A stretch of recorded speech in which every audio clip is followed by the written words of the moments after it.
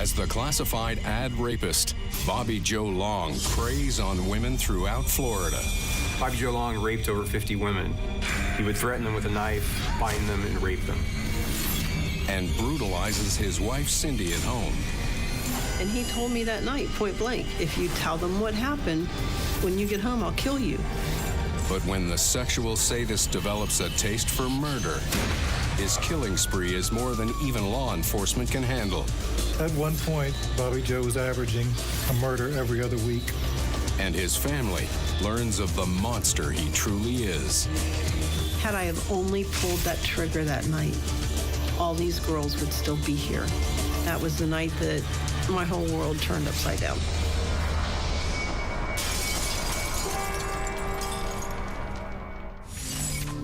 Bobby Joe Long spends years assaulting unsuspecting women in their homes, earning him the nickname, the classified ad rapist. And when he escalates to murder, his 8-month killing spree spreads terror across the city of Tampa. Bobby's ex-wife, Cindy, sees no hint of the monster he would become when she meets her childhood sweetheart as a young teen in her South Florida town. First time that I met Bob, there was a lot of us kids at the local park, and we were outside playing football and just, messing around as kids do at 13 years old. It was just like an instant attraction to him. I don't know if it was the personality, the looks, or a combination of all, because we bonded. 14-year-old Bobby Joe Long is the new kid in town, a teenager from West Virginia. When Bob and I first met each other, he made me feel like I was just the most important thing in the world. He had come from, pretty nasty divorce with his mom and dad and everything in childhood. And I was raised by an aunt and uncle. I, was always very insecure, and he took that away from me. He made me feel like I was pretty and I was important to somebody, and I could make people laugh and make them feel good too, when I never felt like I did, when I was a kid. Bob filled that void to where it made me feel important and somebody wanted me around and wanted to have me. Cindy and Bobby spend 7 happy years together. We would go to the movies a lot, and then we would go scuba diving in the Keys. We would also go fishing. We'd target practice, bike riding, and play sports together. Just a little bit of everything. He told me that he wanted me to be his wife, and when we were older, and that we would, be together forever, and that we would have a family together. Cindy loves her beau, despite his dark sense of humor.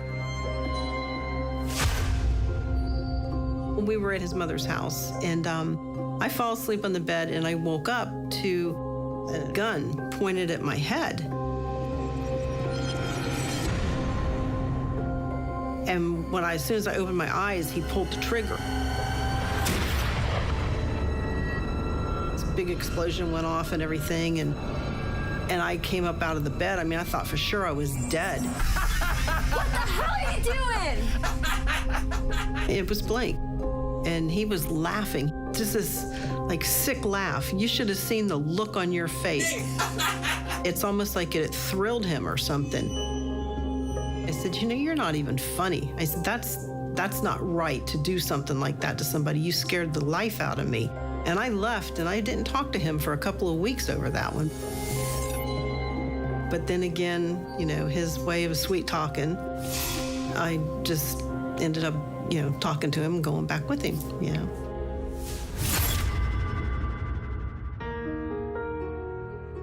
At the age of 19, Bobby Joe Long joins the Army, and Bobby and Cindy settle down.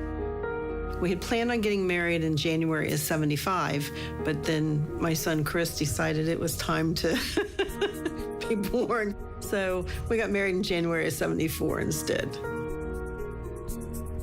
It was like my dream come true. I was excited to start this new life with this guy that I was so madly in love with, and we had all the dreams in the world of us being, the husband and the wife, and now the mom and the dad. Then everything changes. Less than 3 months after the wedding, tragedy strikes. On March the 14th, 1974, he left for work. It was so foggy out. I said to him, please be careful, it's really foggy. Bobby Long is speeding down the highway at 65 miles an hour when a driver pulls out into the intersection and they collide. The impact leaves Long with severe head and leg injuries.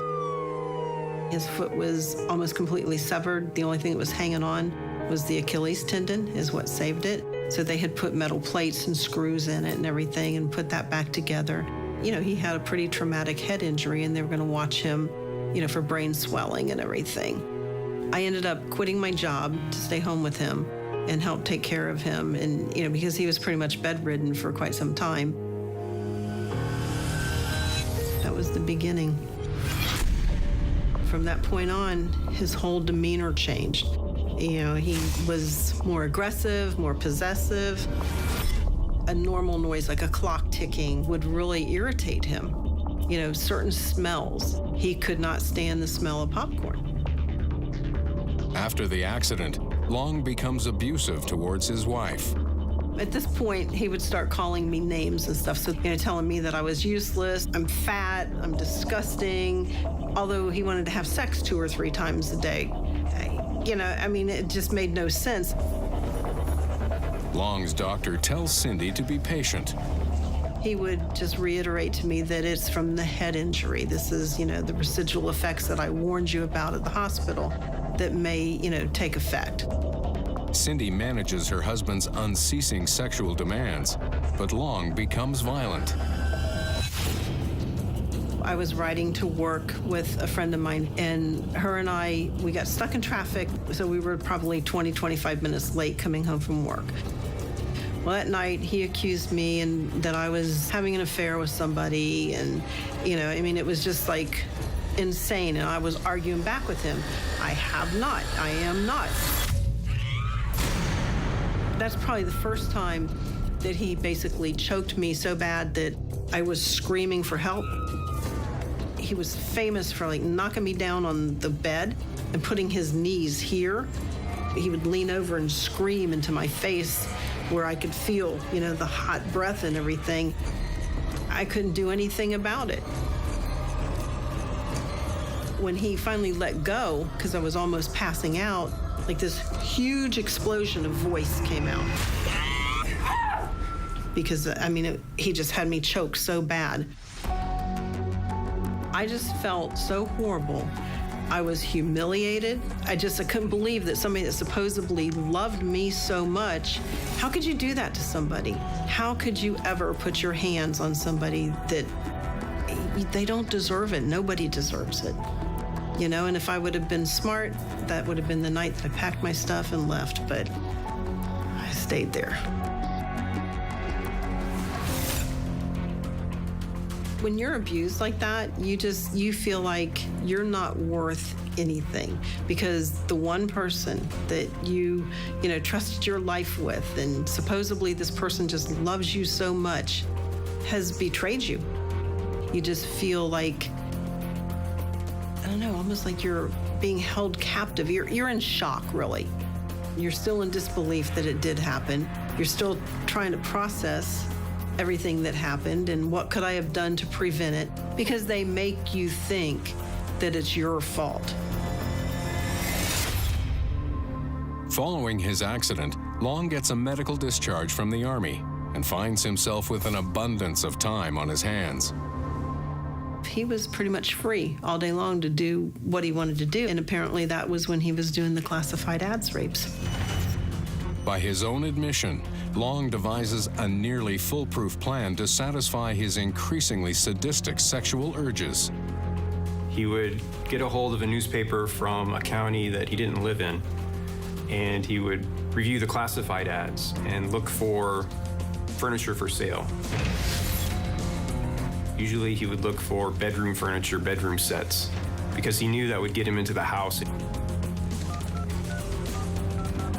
He would call the numbers listed in the ads, talk briefly to whoever answered, If it was a woman, he would talk to them and get a feel for the woman and see is she older or younger, if she seemed like a promising victim or not. And then he would call them, make arrangements to look at it, ask questions like, well, when will your husband be home to help me load it if I want it? Not because he wanted the bed, because he wanted to make sure the husband wasn't going to be interrupting.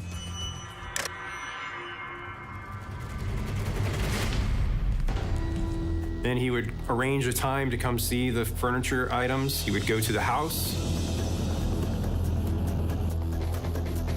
He appeared to be the boy next door, not really anything you take notice of. Clean cut, nice guy. Hi, are you Bobby? Come on in.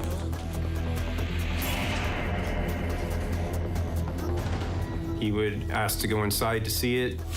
In most cases, the woman who answered the door would let him in to see the furniture.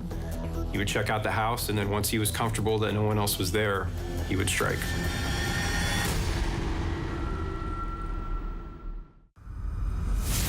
"10 years before his murder spree terrorizes the city of Tampa, a terrible motorcycle accident leaves Bobby Joe Long with a traumatic brain injury. He becomes a new man, abusing his wife, Cindy. He was famous for knocking me down on the bed and putting his knees here. He would lean over and scream into my face. And scouring classified ads looking for women to satisfy his voracious sexual appetite.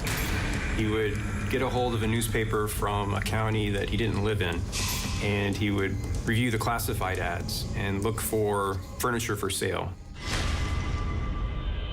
Then he would go to the house. He appeared to be the boy next door, not really anything you take notice of. Came across very friendly, very well-spoken.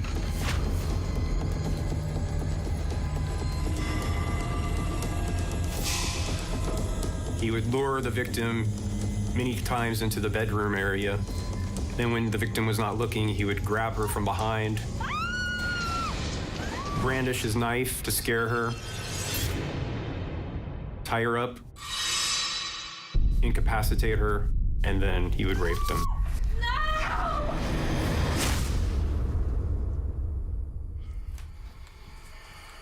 He would then search through the house for valuables. Take bracelets, jewelry, those sorts of things. Long brings the stolen jewelry home to his unsuspecting wife. One time he came home and he had this gorgeous set of diamond rings. Another time there was a bracelet that he gave me. Found this on, in the parking lot at the hospital. I'm not thinking anything. Yeah, it was a pretty bracelet. But now that I think, these items came, I'm sure, from victims.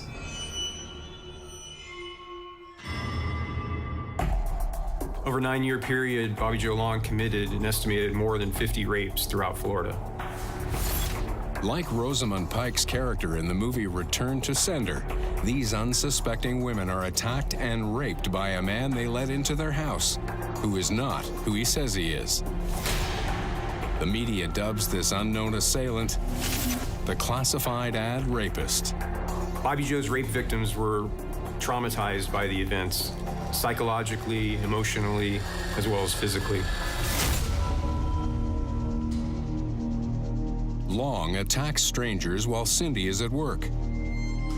But when he loses his temper at home, he uses sexual violence against his pregnant wife as well. It was a Saturday morning and I was doing, the house cleaning and everything and taking care of Chris, enjoying the time alone with him. And I was about 7 months pregnant. Bob came in the afternoon and wanted money to go out. And I told him, well, there's no money. We had the bills, I just got done paying the bills and everything. He started yelling and screaming and, asking me what I'd done with the money, calling me nasty, dirty names and everything. He started really beating on me hard. Look at me when I'm talking to you! Threw me over the couch, ripped my pants off of me, raped me, and then he sodomized me to the point that I really thought that he'd hurt my child. And he had hurt me, but the baby was okay, you know, and I was like, how do you do these things to me, you know? Why don't you just kill me and get it over with? If this is what you're trying to do, just do it. Just get it done. At home, Cindy feels trapped, while the classified ad rapist continues his rampage across Florida. Neither the law nor his wife know that Long is the animal behind these violent attacks, but Cindy begins to suspect that her husband has a secret sexual life. One time, the kids and I were visiting at my aunt's house, and when we were leaving, she walked us out to the car, and we were standing there talking, and my daughter, who was probably about 2 years old at the time, says, Mommy, what's this? And it was a used Tampax. Well, when I got home, I started digging deeper into the car and found the underwear that went with the product, you know? And when I came into the house and I asked him about it, this is what you're out doing. You're having an affair. You know, and that time there was slapping going on and everything. You know, there was no affair going on. Those were probably one of your friends' underwear, and, you know, they probably dropped it out of their beach bag or something, and, you know, they were trying to cause us problems. And I didn't believe it at all. Cindy's suspicions about her husband mount, and the domestic violence escalates. He busted my head open on the corner of the TV and had completely knocked me out. And I went and, you know, when I came to, had to go get, sewn up. And he told me that night, point blank, if you tell them what happened, when you get home, I'll kill you. At the hospital, Cindy continues to hide the truth about her violent home life. Unfortunately, when I got to the hospital, I lied to the doctor, told the doctor that I had tripped over a toy. The doctor calls in a police officer to help protect Cindy from her abusive husband. The police officer came back in with the doctor, and he said, did that toy have hands? And he showed me, and I had the complete bruise of his fingerprints on my neck. Like the battered wife played by Julia Roberts in the movie Sleeping with the Enemy, Cindy is controlled by a possessive husband who tells her what to wear, limits her social activities, and physically assaults her in a jealous rage. The police officer told me if I didn't file for divorce that he would arrest him. Cindy is allowed to go home, but her encounter with the police leaves her changed. I think that was the straw that broke the camel's back. That was the night that I went home and loaded the double-barreled shotgun. At that point, I was finished. I'm just gonna go home and I'm gonna blow his brains out because I'm tired of it. Because he's laying there peacefully sleeping.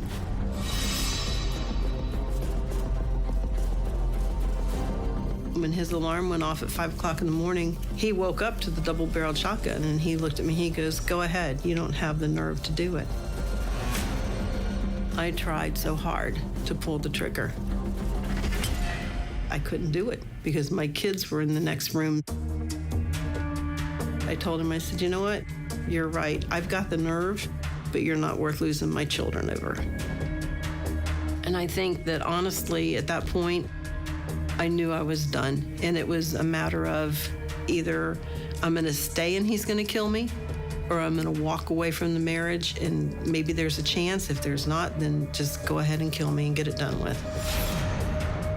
The next morning, Cindy has an attorney type up divorce papers for her husband to sign. He went peacefully. He said, you know, fine, we're divorced, okay. And he moved out and went and got an apartment. Cindy finally frees herself from her abusive husband's grasp as Bobby Joe begins a brutal reign of terror that would paralyze an entire city. Before his vicious murder spree, notorious classified ad rapist Bobby Joe Long assaults dozens of women across Florida. His wife, Cindy, has no idea about the extent of her husband's crimes, but has for years been one of his victims. In 1980, after yet another brutal beating and a trip to the hospital for stitches, Cindy returns home and puts a shotgun in her abusive husband's face. I tried so hard to pull the trigger. I couldn't do it because my kids were in the next room.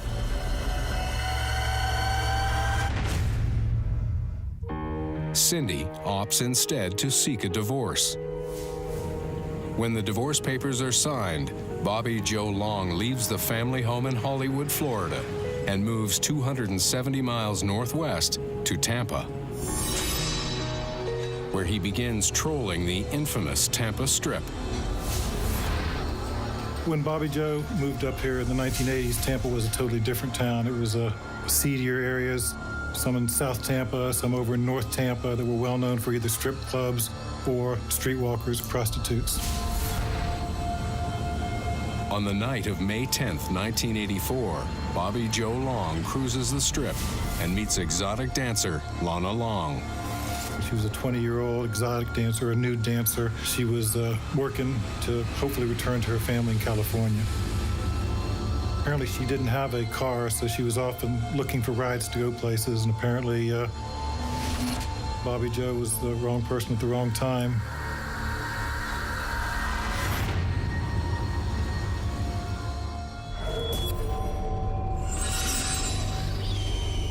Three days later, police arrive at a brutal crime scene. A few days after Lana Long's disappearance, a couple of kids found her body abandoned in a field in South Hillsborough County. Her hands were tied behind her back. She was naked. She had been raped. She was laying on her belly. One of the strange things about Lana also was that there was a string or a rope tied around her neck as though it was a leash. We don't know what it was for, but the police believed that the killer had dragged her out to where the body had been left. When they found Lana's body, it was though it was on display, and the killer had spread her legs apart purposely to make a showing of it. There are no witnesses to the crime and no way to know who murdered Lana Long. So technicians work the crime scene looking for clues. Police found some tire marks. They appeared to be different off-brands. I think one was a Vogue and one was a Viva, which was a very rare brand. I think it was only sold on Cadillacs. Technicians also find microscopic red fibers with a distinct color and shape. The red fibers found on Lana Long came back as consistent with carpeting. Obviously, there's no carpeting out in the field, so the police hypothesized that it must have come from the vehicle that she'd been transported in, probably after her murder. They hypothesized that she'd been transported to the scene in a vehicle that had red carpeting.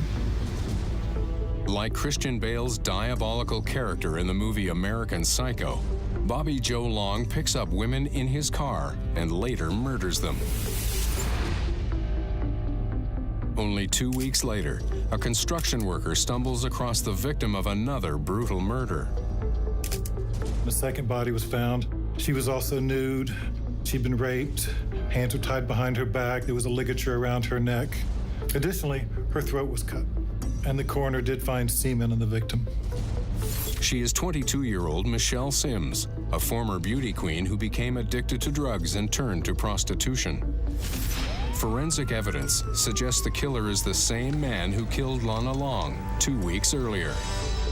At that time, Hillsborough had 30 or 35 murders a year, but these two bodies were totally unusual because of the way they were bound. The commonalities point homicide detectives to one conclusion. And they figured they had a serial killer on their hands, and it was just a matter of time before they'd find another body and the killer would strike again. Local news picks up the gruesome story. The sheriff's office held their first press conference regarding that, warning women in the area of the belief that there was a serial murderer stalking the streets of Hillsborough County. I remember thinking, what kind of a monster could do something like that? You know, whether these girls were prostitutes or not prostitutes, they're still human beings. This person must just be an absolute monster, maniac. You know, they need to catch him soon. The Hillsborough County Sheriff's Office calls in reinforcements. They not only had Tampa Police Department involved because their jurisdiction overlaps, but they also had the Florida Department of Law Enforcement and the Federal Bureau of Investigation involved in examining the evidence and coordinating with them. But authorities lack any leads in solving these terrifying crimes. Less than 2 weeks later, before detectives can even mobilize their new teams, Bobby Joe Long strikes again. short time later, they did find a third body. It was a 22-year-old woman by the name of Elizabeth Loudenbach. She was an assembly line worker. The body was badly decomposed, but they did recover the same red carpet fibers from the scene. The media frenzy was unbelievable. I mean, the community was very scared. Everybody was on edge, especially women who worked in the evenings. It was something totally new for the Hillsborough County area. When the media announces yet another murder in Tampa, Cindy calls her ex-husband. I said, Bob, you always tell me that we should be careful here, but what's happening in Tampa right where you're at? And he said, that's what I'm telling you. You can never be too careful, was exactly his answer. 5 days later, Bobby drives from Tampa to Hollywood to visit his children. When he was living in Tampa, he would see the kids probably once, maybe sometimes twice a month. And they were, would gladly go with their dad. He had taken them to the movies. And after they watched this movie that was quite frightening, he took them out in a desolate area, maybe Orange Groves or whatever, let them out of the car and acted like he was going to leave. My daughter had nightmares for months after that. Days later, Long is back on the Tampa Strip to rape and kill again. On September 30th, 18-year-old prostitute Chanel Williams gets into Bobby Joe Long's vehicle. She is never seen alive again. Williams' remains are found on October 7th, 1984, by a ranch hand on a cattle ranch north of Hillsborough State Park. She'd been shoved under a barbed wire fence. She'd been raped, beaten, and actually shot in the back of the head. Police forensic teams find the same red carpet fibers on the victim's clothing. The police now had 4 bodies that they suspected were done by the same serial murderer, but they had no idea who was committing these crimes in the area. Long returns to Hollywood again to visit his ex-wife and children. We went to Hollywood Beach to get ice cream with all the kids when he came over one evening. Got the ice cream, walked on the beach and let the kids play and everything. And it was nice seeing him playing with the kids, and they were having a good time and enjoying the company of their dad. After they were playing, it was starting to get dark. We all got in the car to head back, to Hollywood, where we lived at. At some point, when he stepped on the brake, a gun slid out from underneath of the seat of the car. And quite honestly, I didn't think much of it because he's always been a gun person. Cindy and the children have no way of knowing this is the very car and gun Long used to rape, torture, and kill his latest victim only days before. Long returns to Tampa that day and resumes his vicious spree. On October 14, the police found the body of Karen Dinsfriend, and she was 28 years old. She had been bound, raped, strangled, and left in an orange grove in northern Hillsborough County. Her body was found displayed on a gold-colored bedspread or a blanket. The bedspread the victim is laid on is covered in the same red trilobal carpet fibers. After the discovery of that body, the media frenzy grew even more. The community was in uproar, thinking the police had no idea what was going on, and everybody was just watching their neighbor and on edge. At one point, Bobby Joe was averaging a murder every other week. Pressure mounts on authorities to solve the case before more women are murdered. The sheriff's office actually dedicated every homicide detective on the force to investigating this case. Police will need every resource available to catch a serial killer. Serial killers tend to plan out their activities more than a heat-of-the-moment type murder. There's less evidence and more of an effort to remain unfound and on the loose. Whatever efforts a person might make, though, there is no such thing as a perfect crime, and eventually you're going to make a mistake. Lisa McVeigh would be Bobby Joe's mistake. By October 1984, Bobby Joe Long has spent years attacking housewives across Florida as the classified ad rapist. and is now on a vicious killing spree in Tampa that leaves 7 women brutally raped and murdered. Bobby's ex-wife Cindy follows the news of the heinous crimes, never suspecting he is the perpetrator. I said, Bob, what's going on out in Tampa, right where you're at? This person must just be an absolute monster, maniac. You know, they need to catch him soon. The police amped up their efforts and they went public again, advising everybody that there was a serial killer out there and to take appropriate action. The sheriff's office actually dedicated every homicide detective on the force to investigating this case. On the night of November 3rd, 1984, Long attacks 17-year-old Lisa McVeigh. Lisa was a high school student who was working at a local donut shop. She'd worked a double shift and she was riding home about 3 o'clock in the morning when Bobby saw her on a bicycle.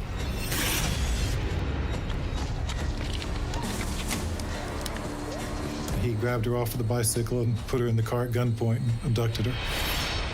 He bound her hand and foot, blindfolded her, and he had her undressed, and he took her back to his apartment where he raped her.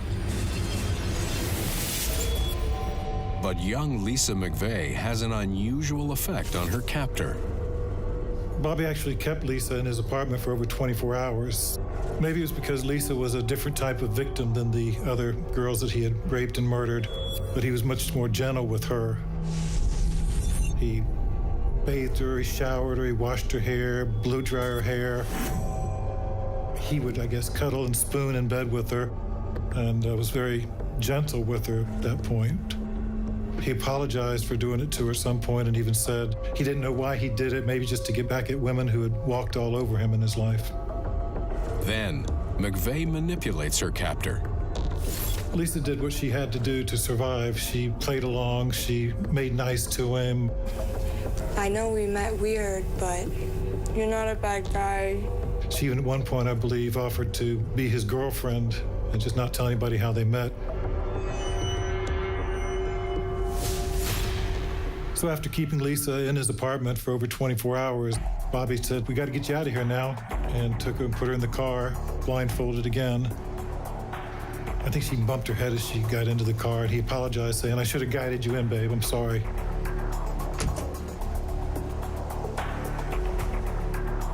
He had to stop for some money, and she could hear the ATM machine buttons going off.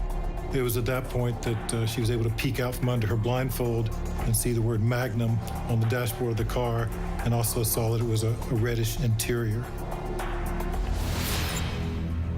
After Bobby Joe got Lisa back to the area that he had picked her up from, he hugged her, he kissed her, he told her he didn't want to let her go, said, "Maybe I just keep you." And then he told her to take care and to stand there with her blindfold on for a few minutes while he drove off.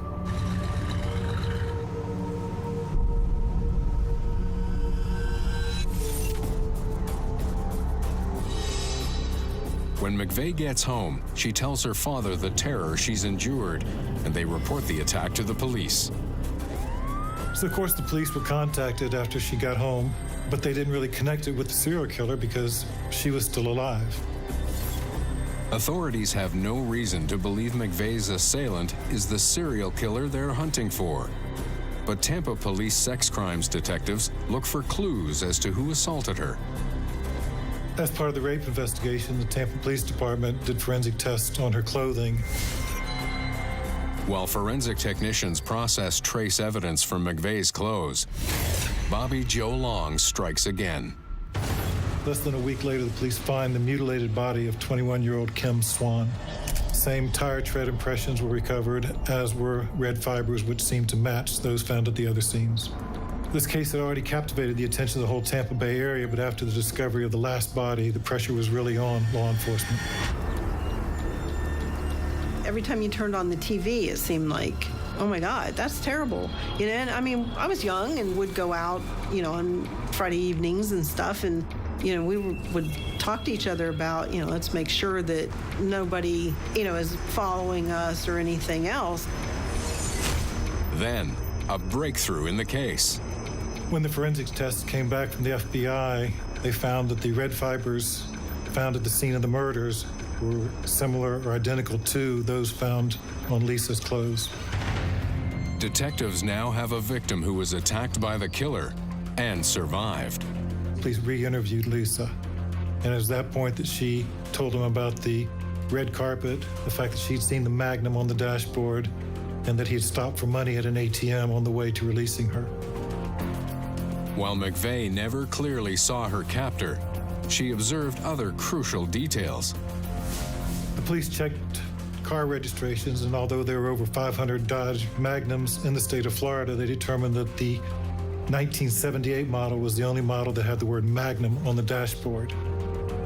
The police were able to cross-reference the names of the owners of relevant Dodge Magnums with people who had used ATMs on November 4th at 3 a.m., and only one name came back, and that was Bobby Joe Long. Thanks to 17-year-old Lisa McVeigh, police finally have a suspect in their sights. They put together a photo pack, and Lisa was able to identify Bobby Joe Long. Lisa playing up to Bobby, and Bobby's act of kindness, if you will, was the mistake that led to Bobby Joe Long's apprehension. Using motor vehicle databases, detectives locate Long and begin following his every move. Having identified Bobby Joe as their suspect, the police then began round-the-clock surveillance of him, going so far as to use aerial surveillance to keep their profile down so he didn't notice it. Police have finally identified their killer and are determined to bring him in before Bobby Joe Long can kill again. Bobby Joe Long is on an 8-month murder spree, raping and killing women across Tampa, while keeping up regular visits with his children and ex-wife, Cindy. He would see the kids probably once, maybe sometimes twice a month. They were, would gladly go with their dad. But after evading law enforcement for months, Bobby Joe Long makes a fatal mistake. He allows Lisa McVeigh to go free. Lisa did what she had to do to survive. She even at one point, I believe, offered to be his girlfriend. Having identified Bobby Joe as their suspect, the police then began round-the-clock surveillance of him. They even used aircraft to minimize the chances of him spotting them. Long drives to a local movie theater. Detectives watch as he parks and goes inside. While he was in the movie theater, detectives checked the tires on Long's vehicle. He had a Goodyear Viva tire and a Vogue tire that matched tire impressions from some of the prior crime scenes. When he walked out of the movie theater, police immediately arrested Long for the abduction and rape of Lisa McVeigh. While detectives bring Long in and prepare for questioning, an FBI forensic team pores over the inside of his car.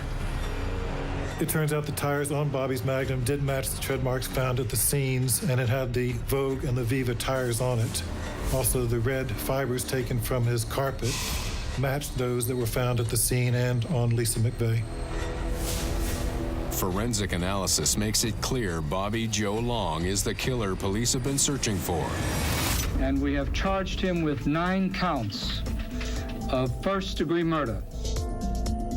The police determined that Bobby's blood type matched the semen found on one of the victims, and the red carpet fibers taken from his car matched those found on or near the bodies of his victims at the scene.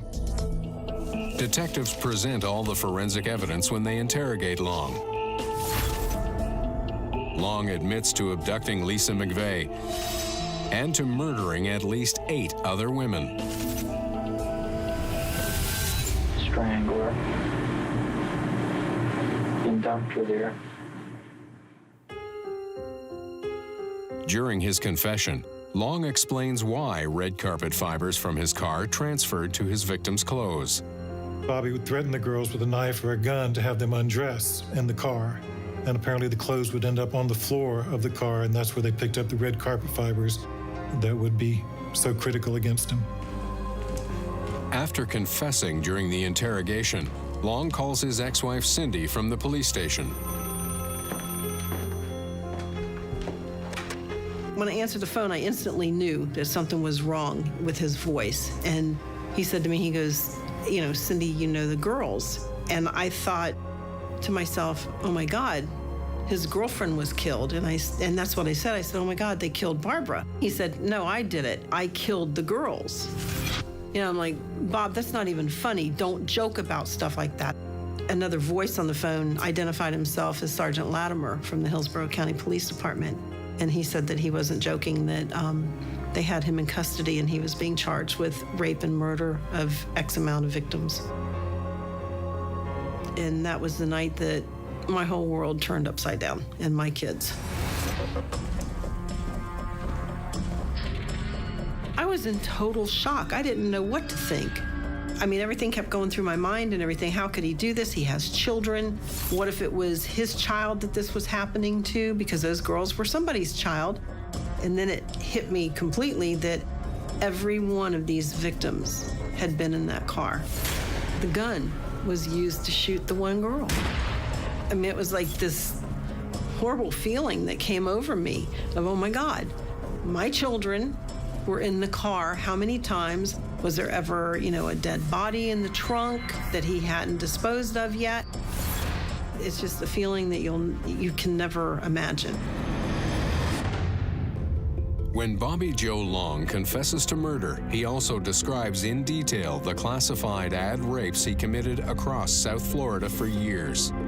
At some point, the police linked Bobby Joe to the South Florida classified ad rapist, and they believe he was that person, but he never was prosecuted for it due to the expiration of the statute of limitations. In the fall of 1984, Long is charged with 9 counts of murder.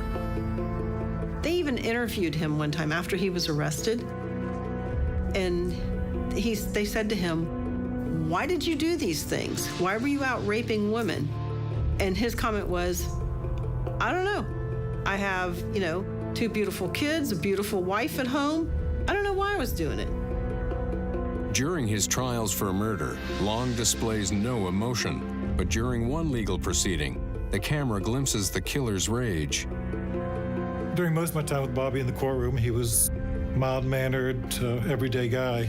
But on one occasion, he did show what might be his true side when he actually spit at the camera. Because although he presented as a normal person, based on the things that he admitted to, he was anything but. He was a murderer and a rapist. Bobby Joe Long is convicted of 8 murders and sentenced to death by electrocution. Emotionally, I was devastated for my kids. I didn't know how it was going to affect them. To know that one day the state is going to say, okay, today is the day that your dad's going to die. That part, I was just brokenhearted. My own true feelings was, I felt bad that he was getting the death sentence, but he deserved it. While Bobby Joe Long sits on death row, his ex-wife Cindy struggles with remorse. I felt like a total idiot because I didn't see any of this, And then I went through the longest time of thinking, had I have only pulled that trigger that night, all these girls would still be here. I finally got to the point in my life where I can't beat myself up like that anymore because I didn't know. Eventually, Cindy finds a way to overcome the ordeal of the past. I've got a wonderful husband now. We've been married 17 years, and he's so supportive of me. As a matter of fact, he backs me 100%, and he's told me, he says, you need to tell people so that other people don't ever go through what you've gone through. Out of all of this, it's made me so strong that it's like, bring it on. I survived him, and there will never be another day that man controls me. I survived a serial killer. Bring it on, I can survive anything.